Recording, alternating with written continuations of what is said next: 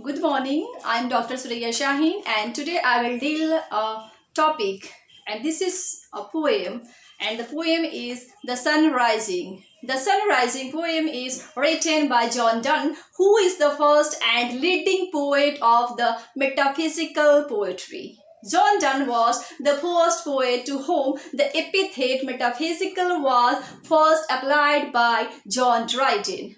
Donne has used colloquial language in this poem. Donne has used colloquial language in this poem, as he also used this language in most of his poems like The Canonization and Death Be Not Proud.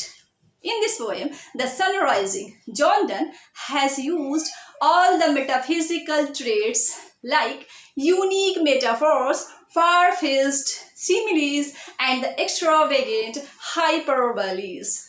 Through the abrupt beginning, he startles the reader as he states the poem.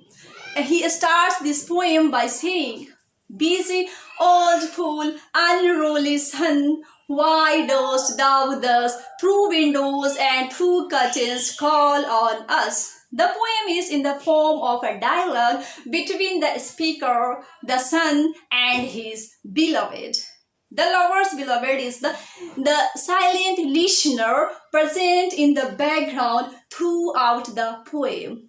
The speaker, or we can say the poet, has broken the traditional belief in this poem, because conventionally, or we can say traditionally, the sun is worshipped as a god. But to Donne, it's a disturbing thing, and which is without discipline.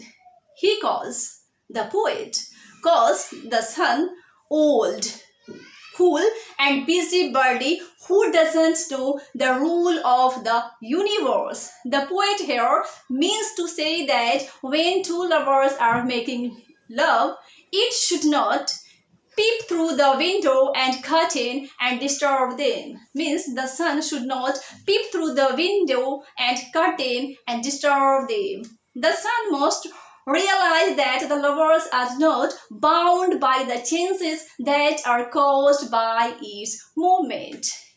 He calls the sun saucy pedantic, means rude and affected and showy.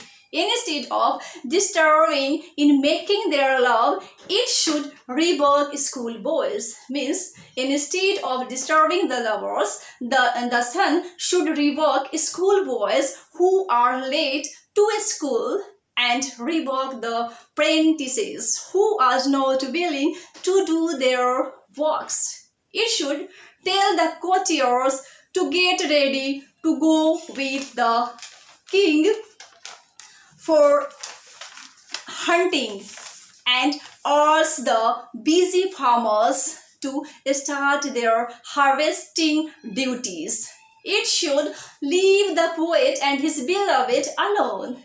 The sun should leave the poet and his beloved alone. He urges the sun not to disturb them. According to the poet, love knows no seasons, no climates, and no hours, days, and months, which are but the subdivisions of time.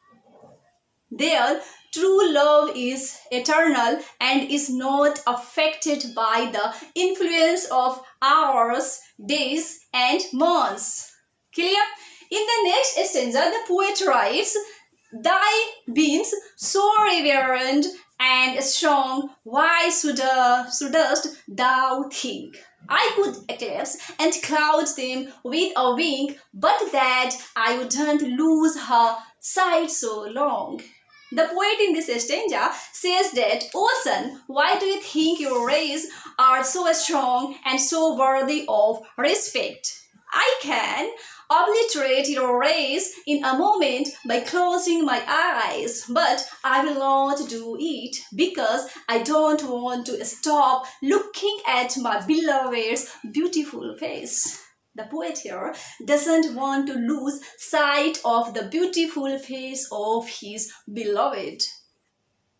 Okay, so what does here the poet wants to say? That he also appreciates his beloved when he says that his beloved has greater radiance than the sun.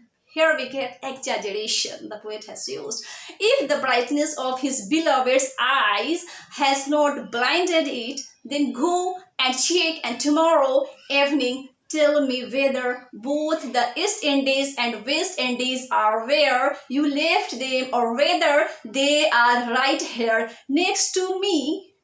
Here, the poet has used metaphysical traits of conceits by referring to the two Indies, East Indies and West Indies. One is famous for spices and other for its mines of gold. Further, the poet says, "O sun, you will not find them." Means you will not find the East Indies and the West Indies there, because they have contracted into that bed in which he is lying with his beloved.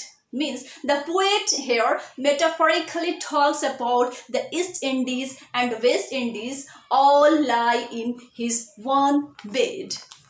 Okay, so similarly, if the sun searches for the kings it saw yesterday in the different parts of the world, it will not see them there, because they have, means all the kings have come together in their bedroom, in the beloved's bedroom.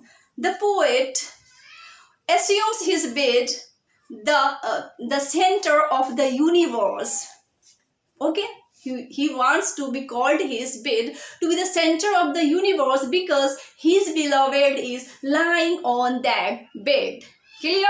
In the next stanza, the poet writes, "She is all states and all princes, I nothing else is." The poet has presented the beloved so significant, so grand that the universe itself exists within the relationship between the two lovers.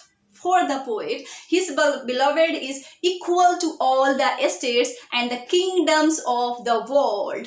And so by loving her, by loving his beloved and possessing her, he considers himself as rich as all the kings and princes. So what matters is that the only relationship between the two lovers, and which symbolizes the entire universe. Clear?